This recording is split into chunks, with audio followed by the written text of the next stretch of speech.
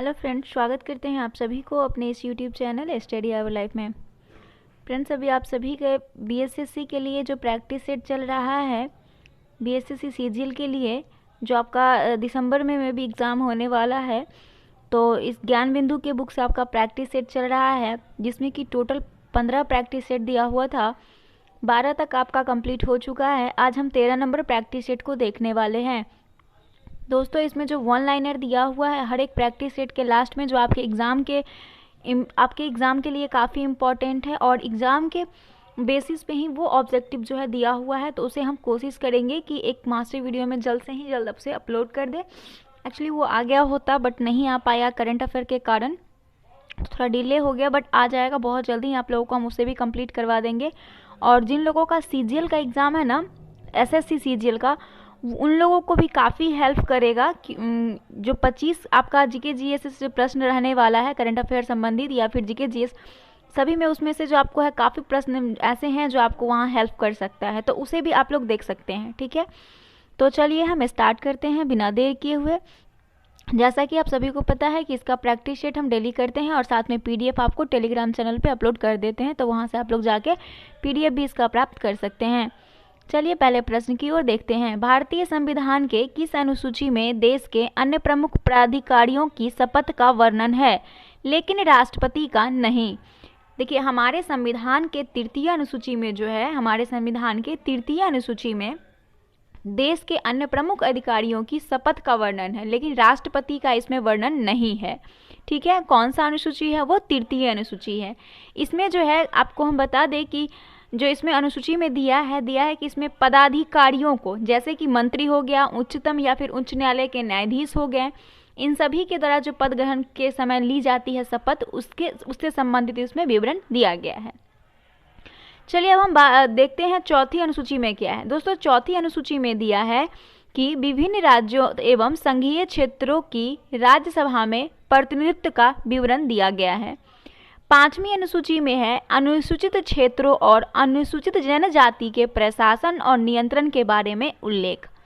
छठी अनुसूची में दिया है कि इसमें जैसे कि असम, मेघालय, त्रिपुरा, मिजोरम राज्यों की जनजाति क्षेत्रों का प्रशासन, जो आपके लिए काफ़ी इंपॉर्टेंट है और इस राज्य का नाम आप याद रखिएगा। ये सभी पूर्वोत्तर राज्य हैं, असम, मेघालय, त्रिपुरा और मिजोरम। ठीक है, ये आप 4 राज्य का नाम याद रखिएगा। उससे संबंधित जो जनजाति क्षेत्र है उसके प्रशासन से संबंधित छठी अनुसूची में प्रावधान है। अगला प्रश्न देखते हैं। किस मुगल शासक ने बनारस के संस्कृत और हिंदी के महान विद्वान कविंद्र आचार्य सरस्वती की राजकीय संरक्षण प्रदान किया था? तो इस प्रश्न का आंसर है आपका जहांगीर नहीं, शाहजहां। इसका आंसर हो जाएगा शाहजहां। शाहजहां ने बनारस के संस्कृत और हिंदी के महान विद्वान कविंद्र आचार्य को संस्कृति राजकीय संरक्षण प्रदान किया था। दोस्तों, शाहजहां का जो समय था वो 1627 से लेकर 1658 था, और इसी बीच में इसने बनारस के विद्वान कविंद्राचार्य के अनुरोध पर विशेष अवसरों पर उसने वहां तीर्थकर को भी समाप्त कर दिया था। और शाहजहां के दरबार में बंशीधर मिश्र एवं हरिनारायण मिश्र का नाम, ये 2 संस्कृति कवि थे जो काफ़ी इनके चर्चा होते हैं। और शाहजहां ने संगीत के लाल खां को गुण समुंदर की उपाधि दी थी। शाहजहां ने लाल क्या नाम था, जो संगीतज्ञ थे जिनका नाम था लाल खां, ठीक है, इनको गुण समुद्र की उपाधि दिया था। अगला प्रश्न देखते हैं। जुलाई 2022 को केंद्रीय मंत्री अमित शाह ने वीडियो कॉन्फ्रेंसिंग के माध्यम से स्वामी रामानुजाचार्य की शांति प्रतिमा, जिसको स्टैचू ऑफ पीस बोलते हैं, का अनावरण किया, और इस प्रतिमा के संबंध में कौन सा विकल्प सही नहीं है? पहला आपका विकल्प है कि यह प्रतिमा जो है जम्मू कश्मीर के श्रीनगर में स्थापित किया गया है। क्या ये स्टेटमेंट आपका सही है? आपसे जो पूछा जा रहा है सही नहीं है। इस प्रतिमा की ऊंचाई 4 फीट है। यह प्रतिमा शुद्ध सफ़ेद मकराना संगमरमर से निर्मित की गई है, और इस प्रतिमा का वजन लगभग 600 किलो है। तो सबसे पहले देखिए, 7 जुलाई 2022 को केंद्रीय गृह मंत्री एवं सहकारिता मंत्री अमित शाह ने वीडियो कॉन्फ्रेंसिंग के माध्यम से जम्मू कश्मीर के श्रीनगर में वैदिक दार्शनिक और सामाजिक सुधारक जो स्वामी रामानुजाचार्य थे, उनकी प्रतिमा स्टैचू ऑफ पीस का अनावरण किया। ये आपका सही दिया हुआ है। दूसरा कि कर्नाटक के मांड्या जिला में स्थित यदुगिरी के यतराज मठ मेलकोट का एकमात्र मठ है जो रामानुजाचार्य से संबंधित है। इसीलिए आपका स्टेटमेंट की अगर हम बात करें तो देखिए ये प्रतिमा जो है स्वामी रामानुजाचार्य की है, ये शुद्ध सफ़ेद मकराना संगमर से भी बना हुआ है और इस 600 किलो इसका वजन है, ये भी आपका सही है। तो बी आपका सही नहीं है, इसकी जो आपका करेक्ट आंसर बी हो जाएगा, क्योंकि इसकी प्रतिमा 4 फीट नहीं है। प्रतिमा की जो ऊंचाई है 4 फुट है। क्या है? 4 फुट है, फीट नहीं होगा। ठीक है, अगला देखते हैं, पाल घाट निम्नलिखित में से किसके मध्य स्थित है? पाल घाट दोस्तों नीलगिरी और अन्नामलाई के पहाड़ी पर स्थित है। अन्नामलाई, ऑप्शन नंबर बी इसका करेक्ट आंसर है। ठीक है, अगर हम बात करें थाल घाट का, थाल घाट जो है दोस्तों ये ये थाल घाट जो है मुंबई एवं पुणे के बीच संपर्क मार्ग है। थाल घाट मुंबई और पुणे के बीच, सॉरी मुंबई पुणे नहीं, मुंबई और नासिक के बीच होगा इसका आंसर। मुंबई और नासिक के बीच आपका थाल घाट है। भोर घाट है मुंबई और पुणे के बीच। भोर घाट कहाँ है? भोर घाट जो है वो मुंबई और पुणे के बीच है। ठीक है, और पाल घाट जो है ये कोयम्बटूर एवं कोचीन के बीच का है। सेन घाट तिरुवनंतपुरम एवं मदुरई के बीच संपर्क मार्ग है। ठीक है, तो ऑप्शन आपका बी करेक्ट हो जाएगा। 5 नंबर देखिए, नीचे दिए गए स्तंभों में से कौन सा सुमेल गलत है? तो सुमेल गलत है, इसमें दिया है कि 52वां संशोधन दल बदल से विधायक, सही है। उसके बाद दिया 48वां संशोधन पंजाब आपात उपबंध, ये भी सही है। 56वां संशोधन गोवा को राज्य का दर्जा, ये भी सही है। 62वां संशोधन पिछड़ी जाति, ये आपका गलत है, सुमेल गलत है, यही पूछा गया है। देखिए 89वां संविधान संशोधन 2003 जो था वो संविधान का एक नया अनुच्छेद 338 का को अंतः स्थापित करके अनुसूचित जातियों के लिए राष्ट्रीय आयोग आर्टिकल नंबर 338 की तरह अनुसूचित जनजातियों के लिए एक राष्ट्रीय आयोग गठित करने का प्रावधान किया गया था। ठीक है, तो आपका जो है स्टेटमेंट वो डी गलत है। 6 नंबर का रहा है कि मार्च 2022 में बॉलीवुड की किस अभिनेत्री को टाइम 100 इम्पैक्ट अवार्ड 2022 से सम्मानित किया गया? तो मार्च 2022 में दुबई में आयोजित हुआ था एक समारोह। प्रसिद्ध बॉलीवुड अभिनेत्री दीपिका पादुकोण को टाइम 100 इम्पैक्ट अवार्ड से सम्मानित किया गया। किसको? दीपिका पादुकोण को। 7 नंबर है, सूची 1 को सूची 2 से यहाँ पे मिलाना है। तो चलिए सबसे पहले मैच कर लेते हैं। एक प्रसिद्ध मंदिर और राज्य का नाम दिया हुआ है, विद्याशंकर मंदिर। विद्याशंकर मंदिर की बात करें दोस्तों, ये कहाँ पे है? तो इसका हो जाएगा आपका कर्नाटक। विद्याशंकर मंदिर कर्नाटक हो जाएगा। उसके बाद राज रानी मंदिर की बात करें तो ये उड़ीसा हो जाएगा। कंदड़िया महादेव का मंदिर ये आपका मध्य प्रदेश में है और भीमेश्वर का मंदिर ये आपका आंध्र प्रदेश में हो जाएगा। तो ऑप्शन नंबर ए जो है इसका बिल्कुल करेक्ट आंसर है। ठीक है, 8 नंबर देखते हैं। मई 2022 में रेल मंत्रालय ने स्वदेशी हाइपरलूप को विकसित करने हेतु किस आईआईटी के साथ साझेदारी करने की घोषणा की है? तो इस प्रश्न का आंसर हो जाएगा आपका आईआईटी मद्रास।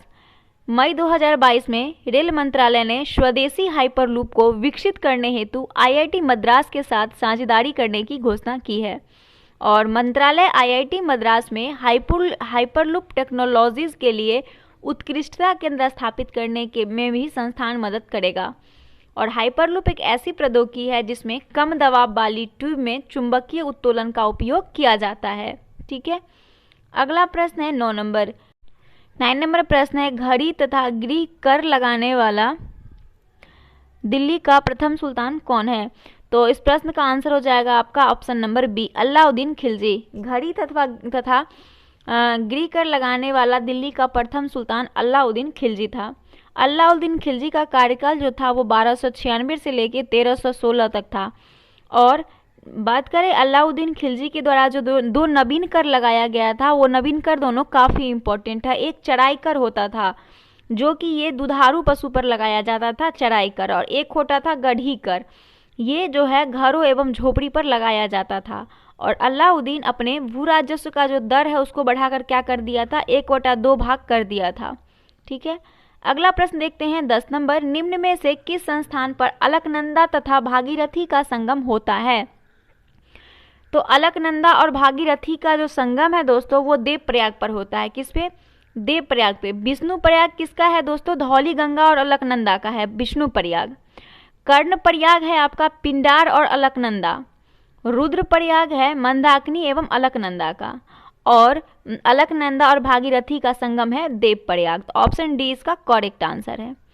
11 नंबर है कि अनुसूचित जाति तथा अनुसूचित जनजाति को उस अनुच्छेद के अंतर्गत मौलिक सामाजिक आर्थिक राजनीतिक तथा सांस्कृतिक अधिकार दिया गया।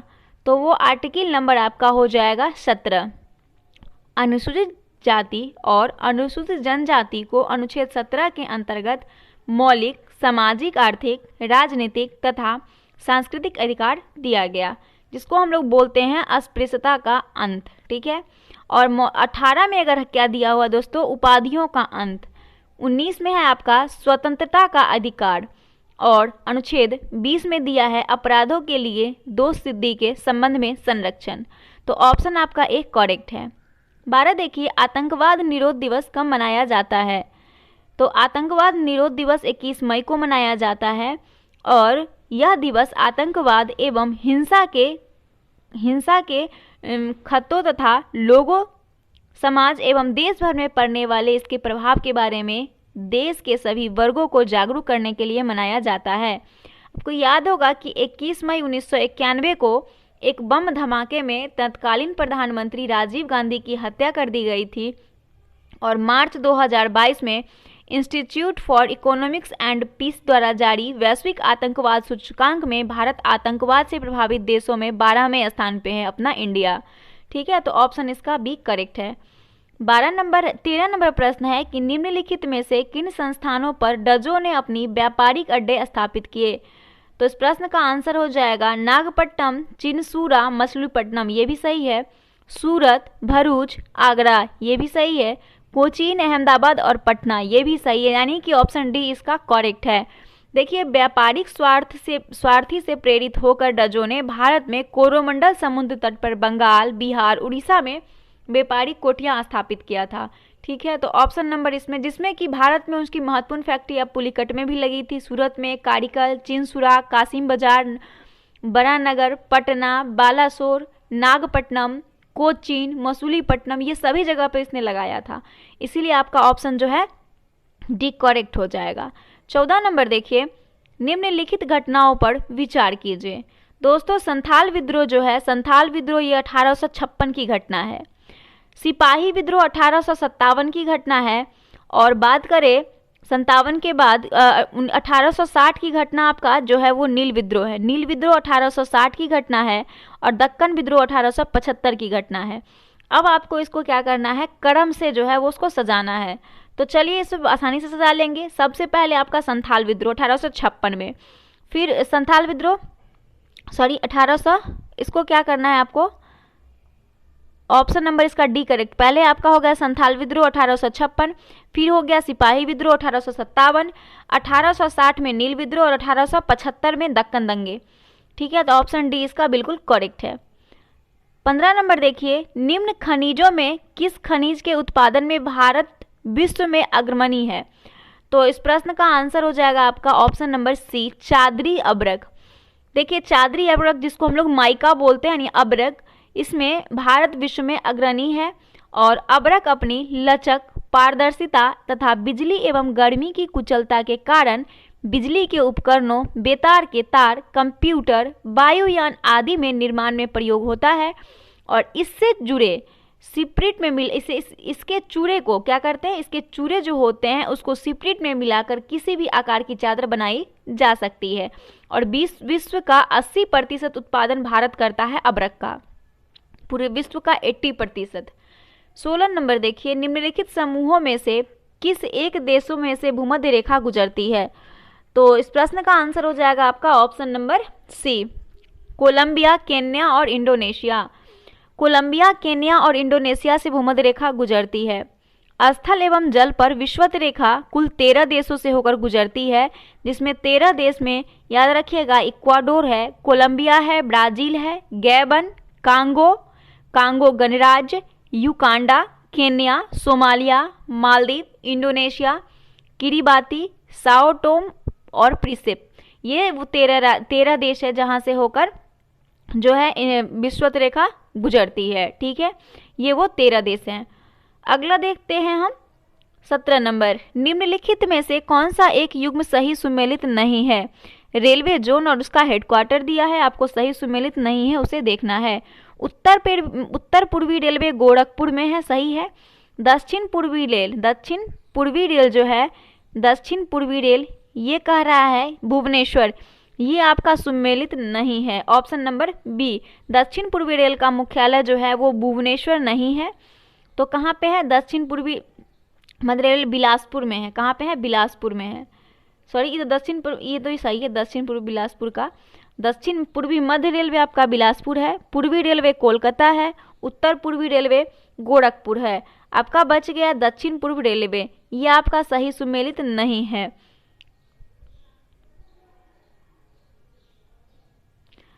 दक्षिण तटीय रेलवे कहाँ पे है दोस्तों? विशाखापत्तनम में है। अगला देखते हैं 18 नंबर, भारत में निम्नलिखित में से किस राज्य में सबसे कम लोकसभा सीटें हैं?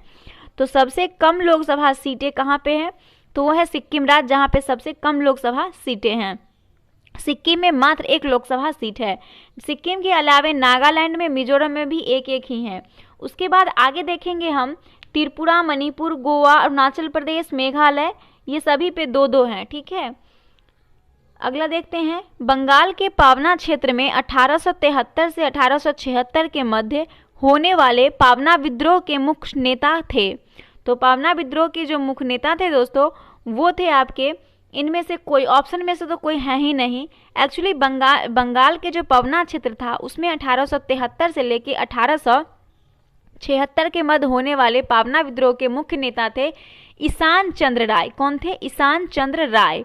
और एक थे केशव चंद्र राय और शंभुनाथ पाल, ये 3 व्यक्ति थे। इसलिए आपका जो है ऑप्शन ये हो जाएगा। इसमें ऑप्शन कोई है ही नहीं, क्योंकि इसमें से जो तीनों है वो तीनों व्यक्ति थे। ईशान चंद्र राय थे, शंभुनाथ पाल थे और केशव चंद्र राय थे। तो इनमें से कोई नहीं, या फिर यहाँ पे होना चाहिए इनमें से सभी।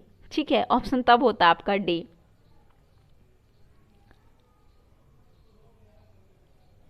आगे देखते हैं 20 नंबर, किस राज्य में महिलाओं द्वारा संचालित प्रथम सहकारी बैंक की स्थापना की गई? प्रथम सहकारी बैंक की स्थापना दोस्तों ये जो किया गया था 25 जुलाई 2022 को तेलंगाना की स्त्री निधि को ऑपरेटिंग फेडरेशन एवं राजस्थान ग्रामीण आजीविका विकास परिषद ने समझौता ज्ञापन के माध्यम से राजस्थान में महिलाओं द्वारा संचालित प्रथम सहकारी बैंक स्थापना का समझौता किया है। ठीक है, इस प्रश्न का आंसर आपका ऑप्शन नंबर सी हो जाएगा, राजस्थान। 21 नंबर देखिए कि वित्तीय आपातकाल के संबंध में कौन सा एक सही नहीं है? वित्तीय आपातकाल, आपको पता है कि राष्ट्रपति के द्वारा, इसमें ऑप्शन देखिए, राष्ट्रपति के द्वारा घोषित वित्तीय आपातकाल की न्यायिक समीक्षा नहीं हो सकता है, ये आपका सही सुमेलित नहीं है।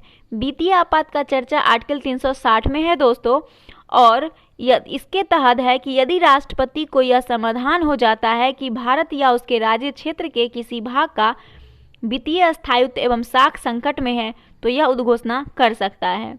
और आपको याद होगा कि 38वां संविधान संशोधन अधिनियम 1975 के अनुसार राष्ट्रपति द्वारा वित्तीय आपातकाल की घोषणा की संतुष्टि अंतिम और निर्णायक है तथा किसी भी न्यायालय में किसी भी आधार पर प्रश्न योग्य नहीं होता है। तो ऑप्शन सी इसका करेक्ट आंसर हो जाएगा। 22 नंबर देखिए, गारो, खासी और जैंतिया किस पठार में निवास करने वाली प्रमुख जनजाति है? तो इस प्रश्न का आंसर आपका हो जाएगा, देखिए गारो, खासी, जैंतिया जो है ये उत्तर पूर्वी पठार में निवास करती है, उत्तर पूर्वी पठार में। और ये जो है मेघालय का पठार है, ये मेघालय का पठार है। 9वीं शताब्दी में निम्नलिखित में से किसके द्वारा चोल साम्राज्य की नींव डाली गई? तो 9वीं शताब्दी में चोल साम्राज्य की नींव जो डाला गया था वो विजयालय के द्वारा, किसके द्वारा? विजयालय के द्वारा डाला गया था। आगे देखते हैं, क्षेत्रीय परिषद के अंतर्गत कितने राज्य पूर्वोत्तर क्षेत्रीय परिषद के अंतर्गत आते हैं? तो पूर्वोत्तर क्षेत्रीय परिषद के अंतर्गत कुल 8 राज्य आते हैं। कितने? 8 राज्य आते हैं। वो 8 राज्य हैं आपके अरुणाचल प्रदेश, असम, मणिपुर, मेघालय, मिजोरम, नागालैंड, त्रिपुरा और सिक्किम। ठीक है, और सिक्किम जो है वो पूर्वोत्तर परिषद का 8वां सदस्य है। 25 नंबर देखिए, दिल्ली का जो सुल्तान भारत में नहरों के सबसे बड़े जाल का निर्माण करने के लिए प्रसिद्ध है वो था। तो दिल्ली का सुल्तान भारत में नहरों के सबसे बड़े जाल का निर्माण करने के लिए प्रसिद्ध है वो है फिरोज शाह तुगलक। फिरोज शाह तुगलक दोस्तों, इसका कार्यकाल 1351 से 1388 तक था और कृषि उत्पादन में वृद्धि के लिए फिरोज शाह तुगलक ने सिंचाई साधनों को सुदृढ़ किया था और लगभग 11 नहरों का निर्माण दिल्ली के आसपास हरियाणा क्षेत्र में यह करवाया था। 26 नंबर देखिए, नागर, बालासंग, भांगा, रत्ना, मेची आदि बिहार के किस नदी की सहायक नदियां हैं? तो इस प्रश्न का आंसर हो जाएगा ऑप्शन नंबर बी, महानंदा। नागर, बलसंग, भंगा, रत्ना, मेची ये बिहार की महानंदा नदी की सहायक नदियां हैं। महानंदा नदी की जो उत्पत्ति है दोस्तों वो दार्जिलिंग जिला के महालदिराम की पहाड़ी के निकट होती है और उत्तरी बिहार के मैदान की यह सबसे पूर्वी नदी है। इसकी सहायक नदियां दानके, पितानू, नागर, बालासंग, भांगा, रत्ना, बूढ़ी गंगा, मेची, कनकई ये सभी है और यह नदी जो है यह नदी भी मार्ग परिवर्तन के लिए कुख्यात है। 27 नंबर देखते हैं, 28 मई 2022 को पुणे महाराष्ट्र में संपन्न महिला T20 चैलेंजेस 2022 का खिताब किसने जीता? तो इस प्रश्न का आंसर हो जाएगा सुपरनोवाज। देखिए 28 मई 2022 को पुणे महाराष्ट्र में T20 महिला चैलेंजेस स्टार्ट हुआ था जिसका खिताब सुपरनोवाज ने जीता है और उपविजेता दोस्तों कौन था? वेलोसिटी इसका उपविजेता था, ये भी आपको याद रखना जरूरी है और ये इसका चौथा संस्करण था, ये भी याद रखिएगा। 28 नंबर है, निम्न में से कौन भारत में राजनीतिक दलों को मान्यता प्रदान करता है? तो भारत में जो है राजनीतिक दलों को मान्यता प्राप्त करता है वो भारत का निर्वाचन आयोग होता है। भारत का निर्वाचन आयोग, ऑप्शन नंबर बी। दोस्तों हमारे संविधान का भाग 15 जो है, भाग 15 इसमें अनुच्छेद 324 से लेके 329 तक निर्वाचन आयोग तथा निर्वाचन से संबंधित प्रावधान किया गया है। 29 नंबर देखिए, भारत सरकार के पर्यावरण, वन और जलवायु परिवर्तन मंत्रालय के तहत भारतीय वन सर्वेक्षण कितने वर्ष पर प्रकाशित किया जाता है? तो आपको करंट में हम हाल ही बताए हैं, आपको वन रिपोर्ट पढ़ाए हैं, उसमें बताए भी हैं कि वर्ष 1987 में पहला सर्वेक्षण प्रकाशित हुआ था और 2021 में भारत वन स्थिति रिपोर्ट जो है यह 17वां बार प्रकाशन हुआ है और यह हर 2 साल पर प्रकाशित किया जाता है। तो ऑप्शन आपका बी जो है वो बिल्कुल करेक्ट है। 30 नंबर है, मुस्लिम लीग एवं भारतीय राष्ट्रीय कांग्रेस के बीच राजनीतिक गतिरोध को दूर करने के लिए CR फॉर्मूला किसने बनाया? तो मुस्लिम लीग एवं भारतीय राष्ट्रीय कांग्रेस के बीच राजनीतिक गतिरोध को दूर करने के लिए CR फॉर्मूला श्री राजागोपालाचारी ने बनवाया था। ऑप्शन नंबर डी इसका करेक्ट आंसर है। और राजागोपालाचारी जो मद्रास के एक प्रभावशाली नेता थे, कांग्रेस और मुस्लिम लीग के मध्य समझौते के पूर्व पक्षधर थे। 1944 में गांधी जी की स्वीकृति से उन्होंने कांग्रेस और मुस्लिम लीग समझौता की योजना प्रस्तुत की थी और जिन्ना ने इस फॉर्मूले को यह कहकर अस्वीकृत कर दिया था कि उन्हें दीमक लगा सरा गला पाकिस्तान नहीं चाहिए। ये बात जिन्ना ने कहा कि इसको क्या कर दिया था, रिजेक्ट कर दिया था। ठीक है। 31 नंबर देखिए, दिसंबर 2021 में संपन्न Abu Dhabi grand prix race के बाद किसने फार्मूला 1 वर्ल्ड चैंपियनशिप 2021 का खिताब जीता है? तो 2021 की अगर हम बात करें तो मैक्स वर्स्टापेन जो है इसने 10 से 12 दिसंबर 2021 के मध्य जो फार्मूला 1 वर्ल्ड चैंपियनशिप 2021 का अंतिम कार रेस जो 22वीं कार रेस थी Abu Dhabi grand prix 2021 Abu Dhabi में संपन्न हुआ था, उसमें जीत हासिल किया। 32 नंबर क्या कह रहा है कि 2011 के जनगणना के अनुसार भारत के किस राज्य के आदिवासियों की आबादी का प्रतिशत उसके कुल आबादी की तुलना में सबसे अधिक है? देखिए 2011 के जनगणना की अगर हम बात करें तो भारत के मिजोरम राज्य के आदिवासी की आबादी का प्रतिशत इसकी कुल आबादी की तुलना में सबसे अधिक है। तो ऑप्शन नंबर ए इसका करेक्ट हो जाएगा। और अरुणाचल प्रदेश का जनसंख्या घनत्व सबसे कम था, किसका? अरुणाचल प्रदेश का। और जनगणना की अगर हम नागालैंड की जनसंख्या की बात करें तो दशकीय वृद्धि दर न्यूनतम रही है नागालैंड की। 33 नंबर कह रहा है कि 27 सितंबर 2022 को केंद्रीय सूचना एवं प्रसारण मंत्रालय द्वारा 52वें दादा साहब फाल्के पुरस्कार 2020 की घोषणा की गई। इससे संबंधित निम्न कथनों पर विचार कीजिए। दोस्तों इस प्रश्न का आंसर आपका ऑप्शन नंबर ए हो जाएगा। पहले स्टेटमेंट पढ़ लेते हैं। इसमें दिया है कि यह प्रसिद्ध अभिनेत्री आशा पारेख को यह प्रतिष्ठित पुरस्कार प्रदान किया गया, बिल्कुल करेक्ट है। और दूसरा स्टेटमेंट इसमें करेक्ट है कि इस पुरस्कार की शुरुआत 1960 में हुई थी। किसकी? दादा साहब फाल्के पुरस्कार की शुरुआत 1960 में हुई थी। और ये जो है प्रदान किए जाने की घोषणा 52वीं बार हुआ है और प्रसिद्ध बॉलीवुड अभिनेत्री हैं आशा पारेख को दिया गया। यह पुरस्कार पाने वाली 7वीं महिला है। यह पुरस्कार पाने वाली 7वीं महिला है। सॉरी 1960 नहीं होगा, सॉरी आपका स्टेटमेंट 1 और 2 करेक्ट है। ऑप्शन 1 करेक्ट है, मैं 3 गलती से बोल दी, सॉरी 3 नहीं होगा। यह पुरस्कार की जो शुरुआत है ना दोस्तों, वो जो हुआ था कब हुआ था तो देख लेते हैं। इस पुरस्कार की शुरुआत 1969 में हुआ था। कब? 1969 में। एक्चुअली थोड़ा सा इधर उधर हो गया। 1960 में नहीं, 1969 में इसकी शुरुआत होती है। याद कर लीजिएगा, दादा साहब फाल्के की शुरुआत 1969 में होती है। दादा साहब फाल्के पुरस्कार की शुरुआत 1969 में होता है। और इस बार जो पुरस्कार दिया गया है वो आशा पारेख को दिया गया है और यह 7वीं महिला है जिन्हें यह पुरस्कार मिल चुका है। तो ऑप्शन ए इसका करेक्ट आंसर है। 34 नंबर देखिए, राज्य सरकार का संवैधानिक प्रमुख होता है। तो राज्य सरकार का जो संवैधानिक प्रमुख होता है वो राज्यपाल होता है। कौन होता है? राज्यपाल होता है। हमारे संविधान का भाग 6 में राज्य शासन के लिए प्रावधान किया गया है और राज्य की कार्यपालिका का प्रमुख राज्यपाल ही होता है। 35 नंबर देखिए, 1717 ईस्वी में निम्नलिखित में से कौन से मुगल सम्राट ने अंग्रेजों की ईस्ट इंडिया कंपनी को भारत में व्यापार पर विशेषाधिकार प्रदान करने का फरमान जारी किया? तो देखिए 1717 ईस्वी में मुगल सम्राट फर्रुखसियार ने, किसने? मुगल सम्राट फर्रुखसियार ने अंग्रेजों की ईस्ट इंडिया कंपनी को भारत में व्यापार पर विशेषाधिकार प्रदान करने का फरमान जारी किया। अगर हम बात करें फर्रुखसियार का तो 1713 से लेकर 1719 तक इसका कार्यकाल था। और जो आपको हम बता दें कि फर्रुखसियार ने एक फरमान जारी कर अंग्रेजों को व्यापारिक छूट प्रदान किया था। इसे कहा जाता है मैग्ना कार्टा। इसे कंपनी का मैग्ना कार्टा कहा जाता है। और फर्रुखसियार के शासनकाल में सैयद बंधु अब्दुल्ला खां और वजीर तथा हुसैन अली मीर बख्शी के पद पर नियुक्त हुए थे। अगला प्रश्न देखते हैं 36 नंबर। अगस्त 2022 में केंद्र सरकार ने किसे रक्षा अनुसंधान एवं विकास संगठन जिसे DRDO का नया अध्यक्ष नियुक्त किया है? तो ऑप्शन नंबर इसका करेक्ट हो जाएगा सी, समीर कामत को। देखिए वर्तमान में DRDO के जो वर्तमान में अध्यक्ष बने हैं वो बने हैं डॉक्टर समीर वी कामत। और वर्तमान में DRDO के नेवल सिस्टम एंड मटेरियल्स प्रभाग के महानिदेशक हैं कौन? डॉक्टर समीर कामत। बात करें अगर हम केंद्र सरकार ने रक्षा अनुसंधान एवं विकास संगठन का नया अध्यक्ष नियुक्त किया है और ये स्थान लेंगे डॉक्टर सतीश रेड्डी का।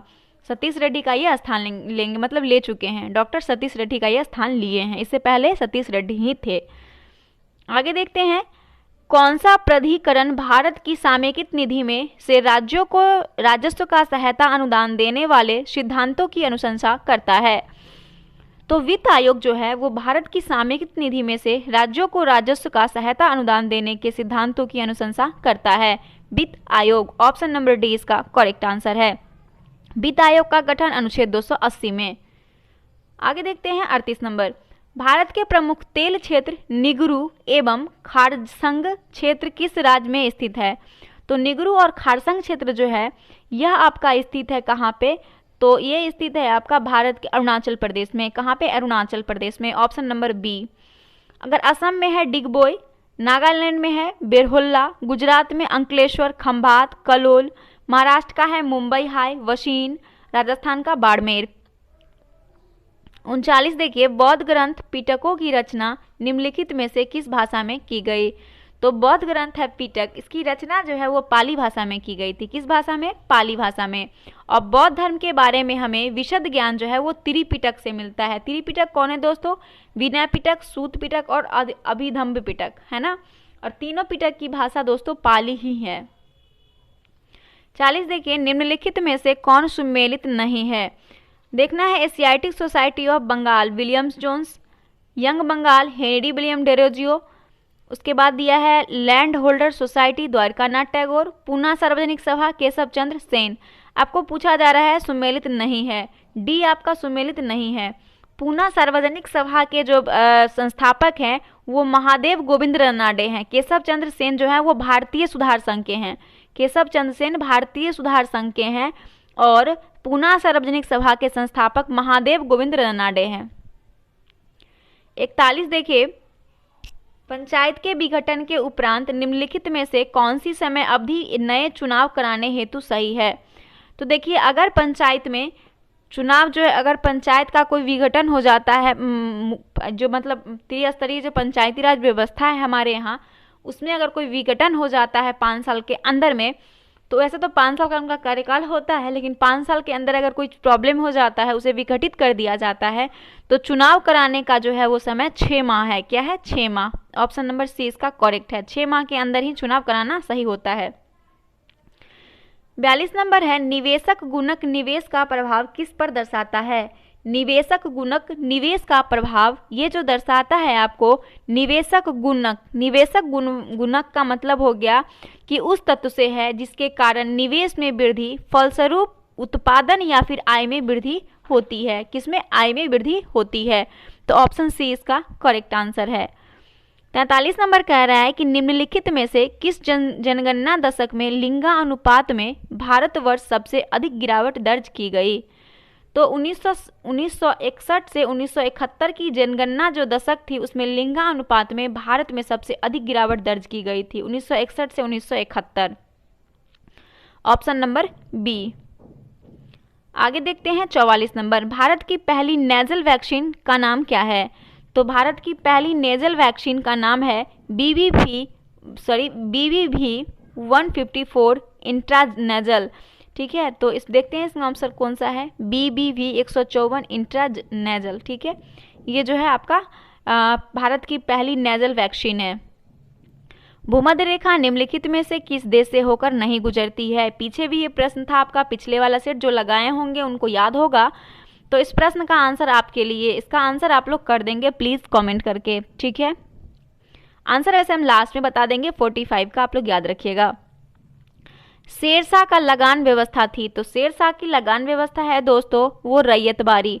शेरशाह का लगान व्यवस्था रैयतबारी थी। शेरशाह की लगान व्यवस्था मुख्य रूप से रैयतबारी था, जिसमें किसानों से प्रत्यक्ष संपर्क स्थापित किया जाता था और शेरशाह के समय लगान नगद या अनाज दोनों रूप में लिया जाता था। 47 नंबर है, भक्ति आंदोलन के संत एवं उनके संप्रदाय में से कौन सुमेलित नहीं है? तो चलिए भक्ति आंदोलन से संबंधित देखते हैं प्रश्न को। निम्बकाचार्य सनक संप्रदाय, शंकरदेव रुद्र संप्रदाय, रामानुजाचार्य श्री संप्रदाय, स्वामी हरिदास सखी संप्रदाय। तो आपसे पूछा गया है प्रश्न कि सुमेलित नहीं है, तो शंकरदेव वाले जो हैं रुद्र संप्रदाय ये सुमेलित नहीं है, ये वैष्णव संप्रदाय से हैं। किससे? वैष्णव संप्रदाय से संबंधित है शंकरदेव। 48 देखिए, भारत में ब्लॉक स्तर पर बनी पंचायत समिति केवल है। तो भारत में जो ब्लॉक स्तर पर पंचायत समिति होती है वो केवल समन्वय और पर्यवेक्षी प्राधिकारी होती है। समन्वय और पर्यवेक्षी प्राधिकारी होती है। आगे देखते हैं, भारत वन स्थिति रिपोर्ट 2021 के अनुसार बिहार का वनावरण कितना वर्ग किलोमीटर है? दोस्तों इसका जो 7380.79 वर्ग किलोमीटर है बिहार का वनावरण, 7380.79 वर्ग किलोमीटर। 50 नंबर है, ऐसा अर्थशास्त्र जैसा उसे होना चाहिए, यह कथन निम्नलिखित में से किससे संबंधित है? तो इस प्रश्न का आंसर हो जाएगा आपका ऑप्शन नंबर ए, मानक अर्थशास्त्र। बिहार ऐसा अर्थशास्त्र जैसा उसे होना चाहिए, यह कथन मानक अर्थशास्त्र से संबंधित है। मुद्रा अर्थव्यवस्था मुद्रा के मूल्य, उसके परिमाण, आय व्यय सिद्धांत, स्फीति अपस्फीति आदि का अध्ययन कराता है मुद्रा अर्थव्यवस्था। और मानक अर्थव्यवस्था जो है मतलब जैसा अर्थव्यवस्था होना चाहिए, मतलब ऐसा अर्थव्यवस्था जैसा उसे होना चाहिए, ये मानक अर्थव्यवस्था से संबंधित है। अगला देखते हैं 51 नंबर, जब हम जल के नीचे सुराही भरने के लिए रखते हैं, जब हम जल के नीचे सुराही भरने के लिए रखते हैं तो जैसे जैसे सुराही भरती जाती है वैसे वैसे हमें विशेष प्रकार की ध्वनि सुनाई देती है। इसका कारण क्या है? तो सुराही की बात करते हैं। अगर हम नल से भी पानी नीचे क्या करते हैं, नीचे अगर हम कोई बर्तन लगा देते हैं, अगर नल खोल देते हैं तो पानी जैसे जैसे भरता है उससे आवाज़ डिफरेंट आते रहता है। थोड़ा ज़्यादा अगर पूरा खाली रहता है तो ज़्यादा तेज़ आवाज़ करता है, धीरे धीरे साउंड उसका कम हो जाता है। तो और डिफरेंट साउंड भी होते हैं। तो इसका जो कारण होता है दोस्तों वो होता है आपका अनुनाद। क्या होता है? अनुनाद। अनुनाद के कारण जैसे जैसे सुराही भरती जाती है वैसे वैसे हमें विशेष प्रकार की ध्वनि सुनाई देती है। और अनुनाद जो है दोस्तों ये आवृत्ति पर निर्भर करती है, दैट मीन्स फ्रीक्वेंसी पर निर्भर करती है। मनुष्य को सबसे अधिक ज़रूरत होती है, तो मनुष्य को सबसे ज़्यादा ज़रूरत जो होती है वो प्रोटीन की होती है। किसकी? प्रोटीन की ज़रूरत होती है। और अमीनो अम्ल सबसे महत्वपूर्ण प्रोटीन है और मानव शरीर का लगभग 15% भाग प्रोटीन से ही निर्मित होता है। और सभी प्रोटीन में नाइट्रोजन पाया जाता है। और ऊर्जा उत्पादन, शरीर के मरम्मत दोनों में प्रोटीन काम करता है। और प्रोटीन 20 प्रकार के अमीनो अम्ल में पाया जाता है, जो 20 प्रकार का अमीनो अम्ल में पाया जाता है, याद रखिएगा। अगला प्रश्न है 53 नंबर। विटामिन सी का रासायनिक नाम क्या है? तो विटामिन सी का रासायनिक नाम सभी लोग जानते होंगे। इस प्रश्न का आंसर क्या हो जाएगा? तो विटामिन सी का रासायनिक नाम स्कर्बिक एसिड है, स्कर्बिक एसिड। दोस्तों अगर हम थायमीन की बात करें तो विटामिन B1 का नाम है थायमीन, विटामिन B1 का नाम है थायमीन। राइबोफ्लोविन जो है ये विटामिन B2 का नाम है। और कैल्सीफेरॉल किसका नाम है? तो कैल्सीफेरॉल हो जाएगा आपका विटामिन। इसका आप लोग कमेंट करके जरा बता देंगे कि कैल्सीफेरॉल किस विटामिन का नाम है, ठीक है। पीछे भी प्रैक्टिस सेट में हम इसका आंसर बताए थे आप लोगों को। चलिए आगे देखते हैं। अच्छा, विटामिन शब्द का खोज किसने किया था? सर्वप्रथम फंक ने किया था, ये भी जरूरी है। 54 नंबर देखिए, जस्तीकरण में किस धातु का प्रयोग होता है? तो जस्तीकरण में जिंक धातु का प्रयोग होता है। किसका? जिंक धातु का प्रयोग होता है। और जस्तीकरण द्वारा धातु को संरक्षित किया जाता है जंग लगने से, है ना। मनुष्य के शरीर में अधिकांश भोजन कहाँ पचता है? तो मनुष्य के शरीर में जो अधिकांश भोजन का पाचन होता है दोस्तों, ये होता है आपका कहाँ पे? छोटी आंत में। छोटी आंत में पूरी तरह से भोजन जो है वो डाइजेस्ट होता है। और बड़ी आंत भी भोजन पचाने में सहयोग करता है। छोटी आंत में भोजन का अवशोषण होता है। और आंतरिक रस कैसा होता है दोस्तों? क्षारीय होता है। 56 क्या है कि निम्नलिखित में से किसमें विटामिन ए बहुत मात्रा में पाया जाता है? तो विटामिन ए गाजर में सबसे ज़्यादा पाया जाता है। रेडियो सक्रियता के वर्ग विस्थापन का नियम का प्रतिपादन किया। तो रेडियो सक्रियता के वर्ग विस्थापन का नियम का प्रतिपादन किसने किया? तो किया था फजन और सोडी ने। किसने? फजन और सोडी ने। ऑप्शन नंबर ए इसका करेक्ट आंसर है। और रदरफोर्ड ने परमाणु संरचना का सिद्धांत दिया था, रदरफोर्ड ने। अगर हम बात करें मैडम क्यूरी की दोस्तों, तो इन्हें नोबेल पुरस्कार दिया जा चुका है 2 बार। और मैडम क्यूरी ने रेडियो एवं पोलोनियम की खोज की थी। और रेडियो सक्रियता का एसआई मात्रक वैकुरल होता है। और रेडियो सक्रियता का खोज वैकुरल ने ही किया था।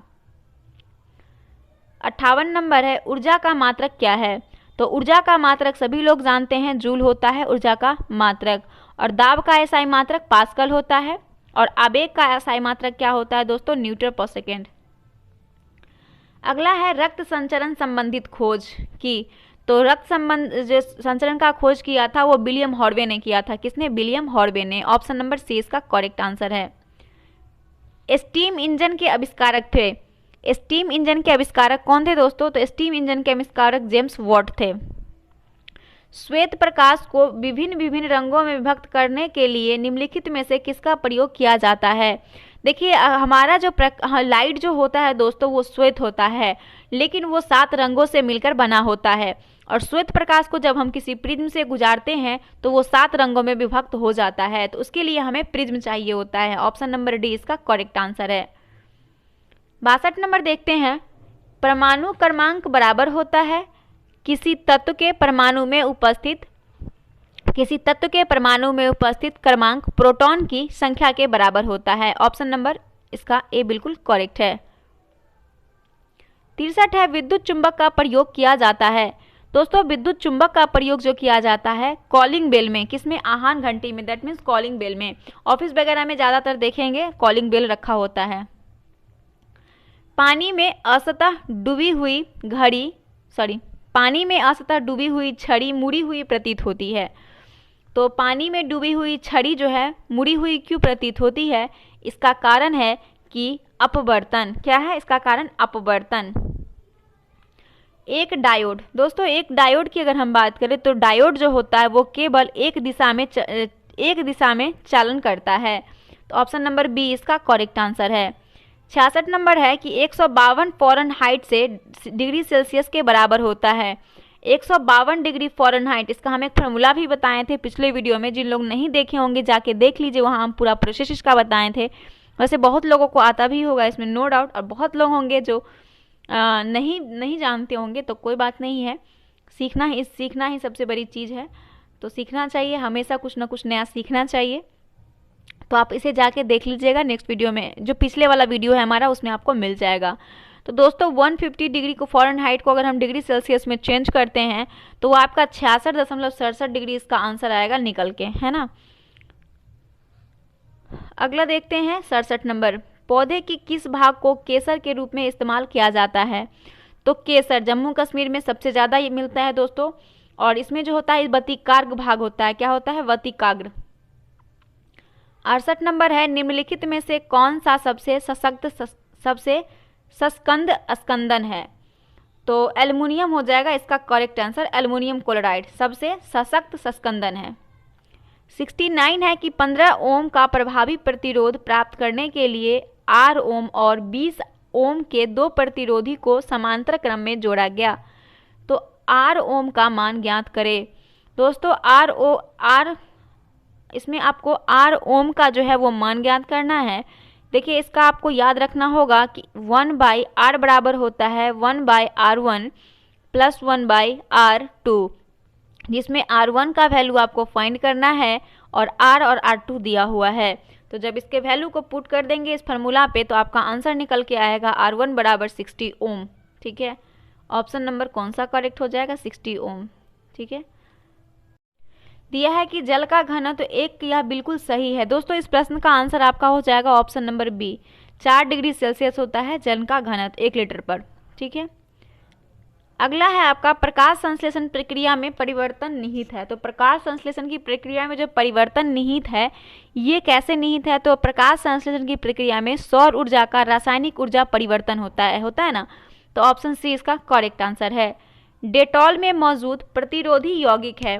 तो डेटॉल जो हम लोग यूज़ करते हैं घाव वगैरह में लगाने के लिए, फिर कट उठ जाता है, तो वो डेटॉल की बात हो रही है। तो उसमें जो मौजूद होता है प्रतिरोधी यौगिक वो कौन सी होती है? तो वो होता है आपका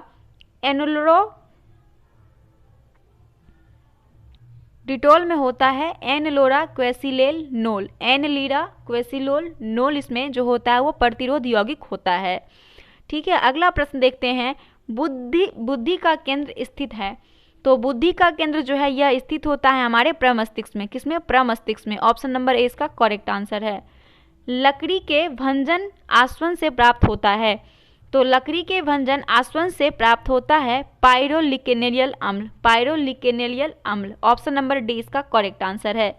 76 देखिए, आप यहाँ से आपका मैथ और रीजनिंग का प्रश्न होगा, आपको पीडीएफ के माध्यम से इसका एक्सप्लेनेशन मिल जाएगा, वहाँ से आप लोग जाके इसे देख लीजिएगा। हम यहाँ पे दोस्तों आंसर बता देते हैं। 76 का आंसर बी है। 77 का हो जाएगा आपका ऑप्शन नंबर ए। 78 का डी।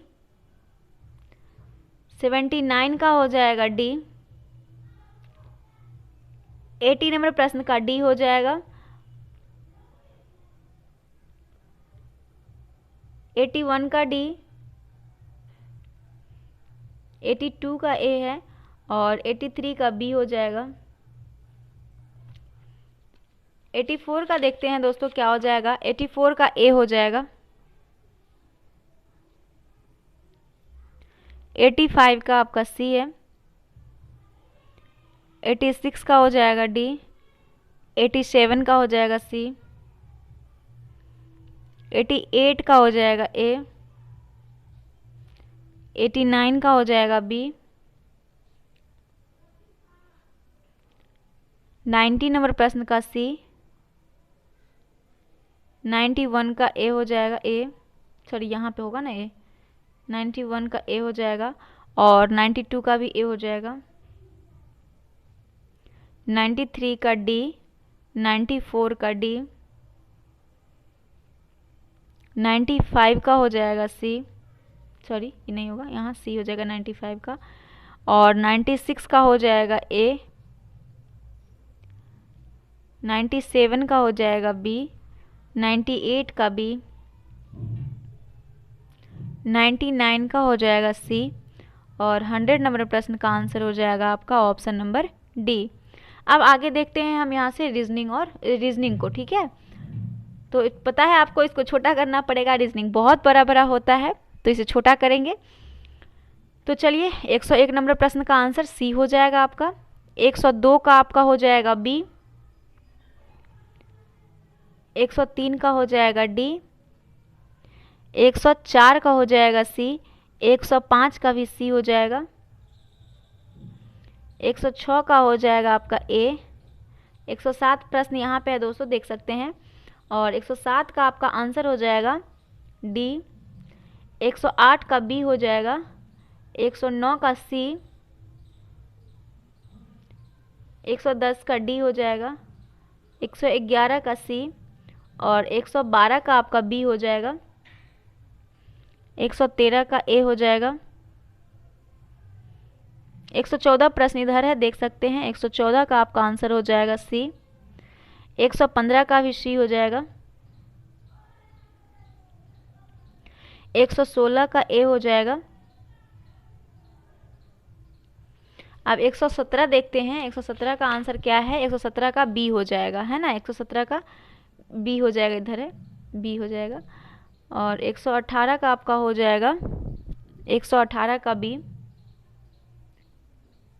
119 देख लीजिए यहाँ पे 119 का आंसर, 118 का आंसर इधर था ना, 118 का बी, और 119 नंबर प्रश्न का आंसर डी हो जाएगा पश्चिम, और 120 देखिए 120 नंबर का भी डी हो जाएगा, 121 का सी, 122 का बी, और 123 प्रश्न यहाँ दिया हुआ है, इसका आंसर आप इधर लगा सकते हैं, 23 का ए हो, 24 का आपका हो जाएगा ए, 25 का प्रश्न यहाँ दिया हुआ है, ऑप्शन आपको इधर मिल जाएगा 25 का, तो 25 का सी हो जाएगा, और 26 से लेके 28 तक इस स्टेटमेंट को पढ़ने के बाद आपका 26 नीचे दिया हुआ है, 26 का सी है, 27 का बी है, और 28 को देखेंगे, 28 का आपका हो जाएगा सी, 29 का है बी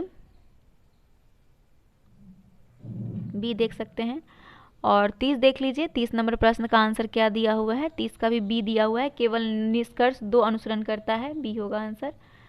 अब यहाँ पे आएंगे 131 नंबर प्रश्न की ओर, 131 में सी है दोस्तों, 132 का बी है, और 133 देखते हैं, 133 में क्या दिया हुआ है, डी दिया हुआ है, 133 में डी दिया हुआ है, 134 का ए है, और 135 का आपका ए दिया हुआ है, 136 नंबर प्रश्न का आंसर सी है, 137 का आपका ए है, 138 का सी, 138 का यहाँ सी है ऊपर में सी, और 139 का आपका बी हो जाएगा, ठीक है, 140 का डी, 141 का आपका हो जाएगा सी, 142 का डी है, और 143 का भी डी हो जाएगा, इधर ऑप्शन होगा इसका डी, 144 का आपका हो जाएगा सी, 145 का बी है, और 146 नंबर का डी हो जाएगा, डी 146 का इधर डी हो जाएगा। और देखते हैं आगे 47 नंबर प्रश्न का आंसर क्या दिया हुआ है, 47 नंबर प्रश्न का भी आंसर आपका डी हो जाएगा, और 48 प्रश्न यहाँ दिया हुआ है, देख सकते हैं, और 48 नंबर प्रश्न का स्टेटमेंट यहाँ तक पूरा पढ़ना पड़ेगा आपको, इधर आंसर करना पड़ेगा। 48 का है ए, और 49 का हो जाएगा ए, एंड 50 नंबर प्रश्न का भी सी हो जाएगा। इसमें डॉलर, रुपया, एन और टाका ये सभी मुद्रा के मात्रकों को सर्वोत्तम ढंग से प्रदर्शित करते हैं, ठीक है। तो ऑप्शन जो है ये बिल्कुल करेक्ट हो जाएगा दोस्तों। तो उम्मीद करते हैं आपको आज का वीडियो पसंद आया होगा, पसंद आए तो एक लाइक जरूर कर दीजिएगा, चैनल पर नए हैं चैनल को सब्सक्राइब जरूर कर ले। मिलते हैं नेक्स्ट प्रैक्टिस सेट के साथ जो 14 नंबर होगा, और एक बार 15 नंबर प्रैक्टिस सेट आएगा, फाइनली इसके बाद समाप्त हो जाएगा। आप लोग कमेंट करके बताइएगा कि इडुटेरिया का वॉल्यूम 2 लगाना है आप लोगों को या प्लेटफॉर्म का लगाना है। तो किसी एक प्रैक्टिस सेट को फिर से स्टार्ट करेंगे और रेगुलर रखेंगे। जब तक एग्ज़ाम नहीं होता है इस प्रैक्टिस सेट को रेगुलर रखेंगे, चाहे वो कोई भी प्रैक्टिस सेट हो। ठीक है, इजी टू मॉडरेट आप लोग सेट लगाइए और कोशिश कीजिए कि अच्छा से अच्छा एक्यूरेसी करें। चलिए फ्रेंड्स, इसी के साथ हम अपने वीडियो को यहाँ पे समाप्त करते हैं और वीडियो को आप लोग शेयर ज़रूर कीजिएगा। थोड़ा बहुत अगर त्रुटि हुआ होगा कहीं पे तो हम आप लोगों से क्षमा चाहते हैं। मिलते हैं नेक्स्ट वीडियो के साथ, तब तक के लिए धन्यवाद। जय हिंद, जय भारत।